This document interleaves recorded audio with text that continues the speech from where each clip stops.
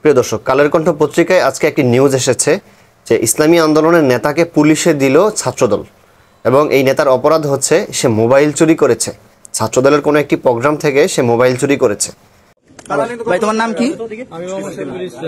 আমরা তোমার কি অপরাধে ধরছি ভাই? মোবাইল চুরি অপরাধে। তোমার পরিচয়টা কি? মানে তোমার বাড়ি কোন জায়গায়, তোমার ঠিকানা, তোমার পেশা কি? আমার বাড়ি যাত্রাবাড়ি, আমি মাদ্রাসা পড়ি।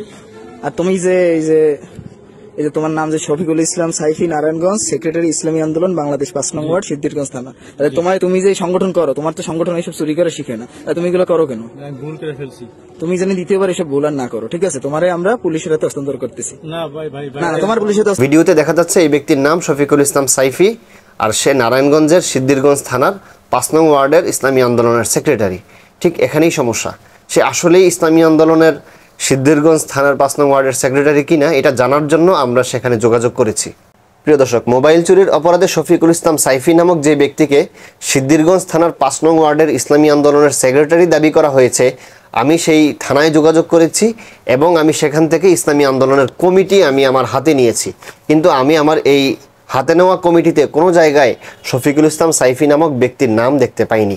আমি যেটা জানতে পেরেছি, সেখানে দায়িত্বশীলদের সাথে কথা বলে আমি এটা জানতে পেরেছি যে এই ব্যক্তিকে আজ থেকে ৮ বছর আগে সংগঠন থেকে বহিষ্কার করে দেওয়া হয়েছে। কোনো মানুষকে যদি ৮ বছর আগে সংগঠন থেকে বহিষ্কার করে দেওয়া হয় আর সেই ব্যক্তিকে পরবর্তীতে এসে সেই সংগঠনের নেতা দাবি করে সংগঠনের সম্মান নষ্ট করার পিছনে আমি মনে করি স্পষ্ট কোনো ষড়যন্ত্রের আভাস আমি দেখতে পাচ্ছি। আমাদের সাথে এই মুহূর্তে যুক্ত আছেন ইসলামী আন্দোলনের সিদ্ধিরগঞ্জ থানা উত্তরের প্রচার এবং দাওয়া বিষয়ক সম্পাদক জনাব মোহাম্মদ জুবাইর হাসান। আমরা আজকে তার থেকে এই বিষয় সম্পর্কে একটু জানব। জনাব, তাকবীর মিডিয়াতে আপনাকে স্বাগতম। এবং আপনি আমাদেরকে প্রথমেই জানান, শফিকুল ইসলাম সাইফি নামক যে ব্যক্তি আপনার এলাকায় রয়েছে, এই ব্যক্তি আসলে ইসলামী আন্দোলনের কর্মী কিনা এবং সে ইসলামী আন্দোলনের ৫ নং ওয়ার্ডের সেক্রেটারি কিনা? জি, শফিকুল ইসলাম সাইফি নামের যে ব্যক্তি ইসলামী আন্দোলন বাংলাদেশ ৫ নং ওয়ার্ডের সেক্রেটারি হিসেবে পরিচয় দিয়েছে, ওনার যে স্বীকারোক্তি বা উনি যে দাবি করেছে এটা আসলে সম্পূর্ণ মিথ্যা এবং বানোয়াট। মেন বিষয় হচ্ছিল ইসলামী আন্দোলন বাংলাদেশ সিদ্ধিরগঞ্জ থানার আওতাধীন ৫ নং ওয়ার্ড। এই ৫ নং ওয়ার্ডের ২০২৫ এবং ২৬ সেশনের যে কমিটি রয়েছে, সেখানে সেক্রেটারি হিসাবে দায়িত্ব পালন করতেছেন আমাদের শহীদুল ইসলাম হাসান। যে কমিটির পেপারটা আপনাকে অলরেডি দেওয়া হয়েছে, সেখানেই আপনি বুঝতে পারবেন যে আসলে তার কথাটা যে আসলে মিথ্যা এবং ভুয়া।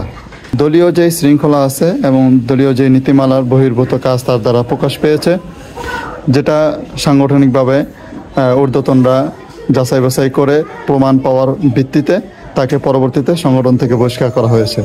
কত বছর আগে থেকে বহিষ্কার করা হয়েছে? আজকে তাকে প্রায় ৮ বছর আগে, প্রায় ৮ বছর আগে তাকে সংগঠনের নিয়ম শৃঙ্খলা বহির্ভূত কাজের প্রমাণ পাওয়ার ভিত্তিতে তাকে সংগঠন থেকে বহিষ্কার করা হয়েছে।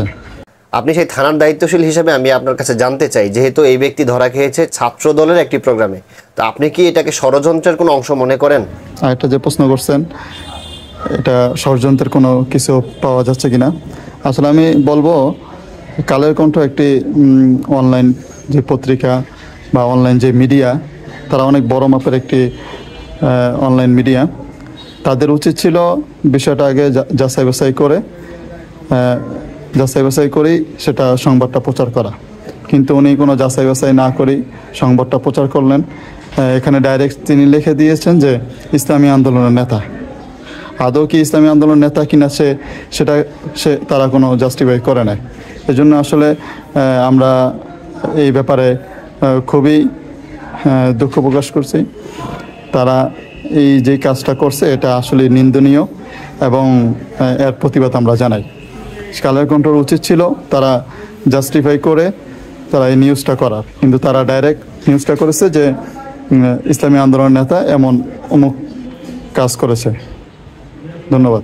আমাদের সাথে এতক্ষণ যুক্ত থাকার জন্য জনাব মোহাম্মদ জুবাইর হাসান, আপনাকে অসংখ্য ধন্যবাদ।